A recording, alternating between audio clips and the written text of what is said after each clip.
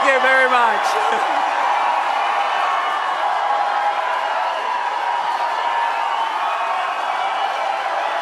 Thank you.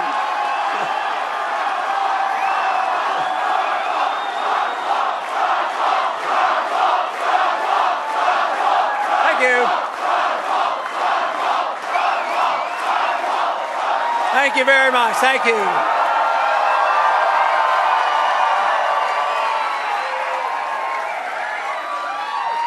Well, if enthusiasm wins election, we win hands down.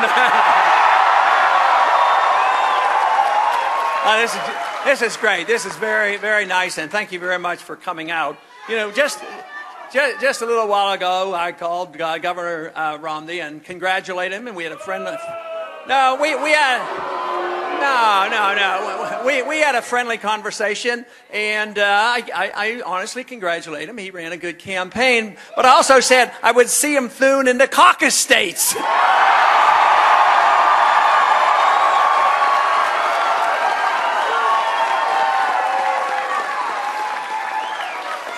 You know, we've been having a fantastic trip, and not too long ago, a few days ago, we were up in Maine. Fantastic reception up in Maine.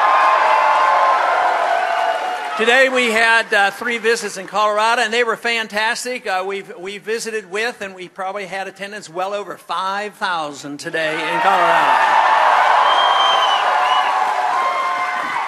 And it looks like we have a few hundred here tonight, to say the least.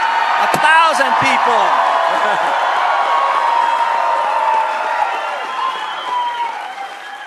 No, you know, a few months ago there were, well, how many candidates were there? There were 9. We're down to 4. But tonight I saw a statistic. We're in 3rd place when it comes to delegates, and that's what really counts.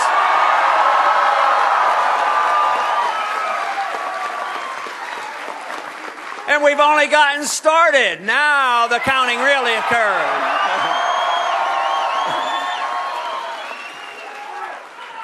No, and we will spend our time in the caucus states because if you have an irate, tireless minority, you do very well in the caucus states. But there's something else that the caucus states lends itself to, because if you have an energized group of people that are working in a campaign and actually believe in something, it's better to work in the caucus states.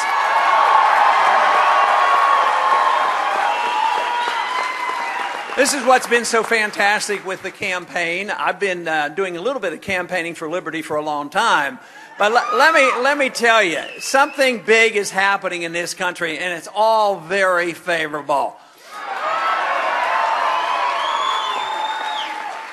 There's a mess up in Washington. They've created a mess. They've given us a lousy foreign policy. They've given us a lousy budget, and they've given us a lousy recession. But where the wonderful thing is happening is in the grassroots. People are beginning to realize that the problem is too much government. We need more personal liberty.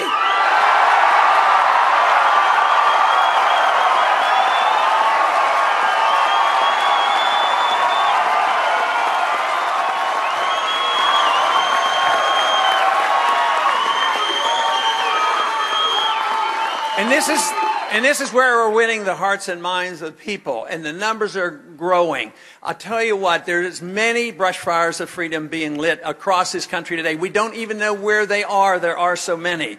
But it is being translated into great enthusiasm and change. The change that we need. We don't need to have more government. We need to get rid of some of the ornery process of the government. For instance, don't you think it's about time we had a new monetary policy? And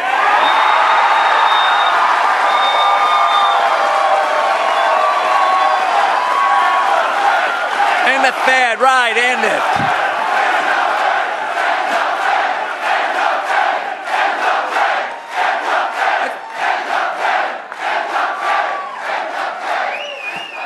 And would we have to invent something new? All we'd have to do is read the Constitution. They tell us exactly what we're supposed to have. Now, what about a foreign policy? We need a foreign policy, but do we have to invent it? No, all we have to do is read the Constitution. We need a strong national defense. We don't need to be the policemen of the world. And very simply, we should reject and not get engaged in any more wars that aren't declared properly and supported by the people.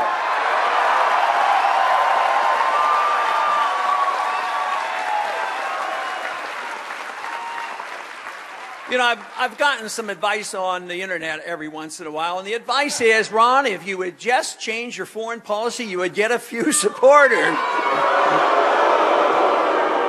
If they only knew that the support for the freedom movement comes with a sound economic and a sound foreign policy that makes sense.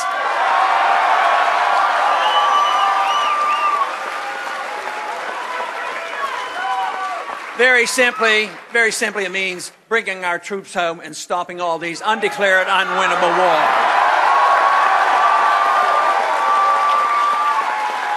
Now, what would this do for our economy? I'd like to see all the troops spending their money here at home and not going over there. But in the last 10 years, fighting these unwinnable, undeclared wars, we have spent over $4 trillion more into debt for this. So there's a cost of life and limb, but there's an economic cost as well. And the American people are tired of it, and they're ready because they know this country is bankrupt. All great nations go down because they overextend themselves overseas. So I would say it's time for us to wake up. Don't wait for an economic crisis to hit when we have to come wimping home. We ought to just wise up, spend our money wisely, defend this country, and don't pretend that we can tell other people how to live.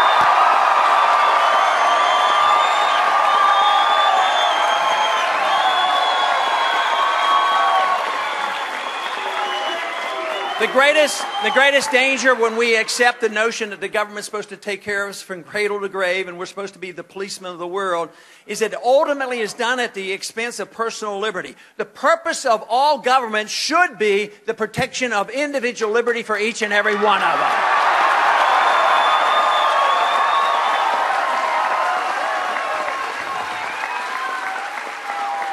We need to reverse the trend on the attack on our civil liberties. We need to repeal the Patriot Act. We need to repeal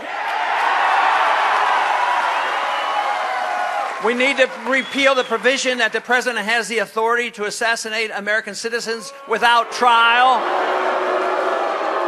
We need to repeal the provision that says the president can use the military to arrest any American citizen and deny them a trial.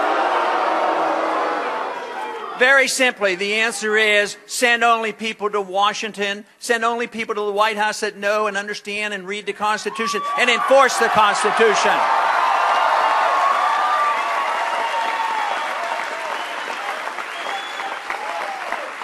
Then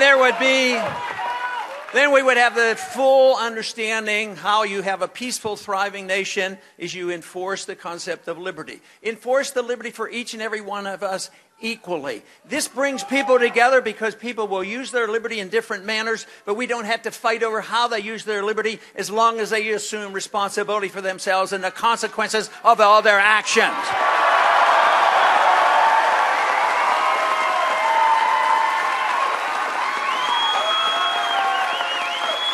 It also very simply suggests the fact that if we have a right to our life and our liberty, we should have a right to keep the fruits of our labor as well.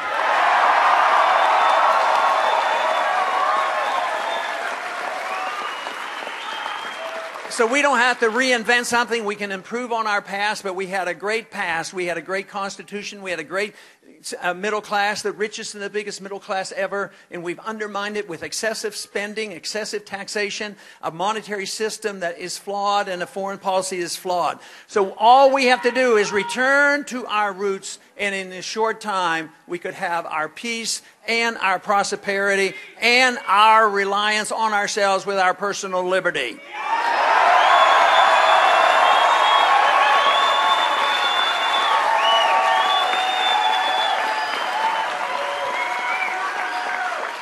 Not only has this been a great day for the campaign for liberty and this process, but it's been a great week for the campaign.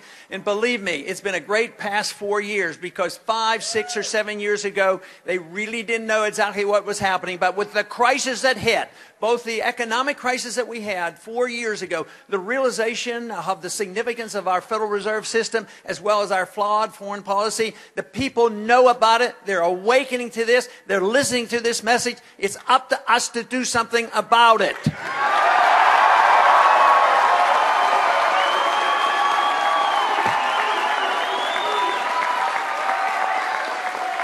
The message is loud and clear. The enthusiasm is here, but it has to be translated into proper political action. That means attending the caucuses and send a powerful message to this country that we want our freedoms back. We don't want more government. Thank you very much.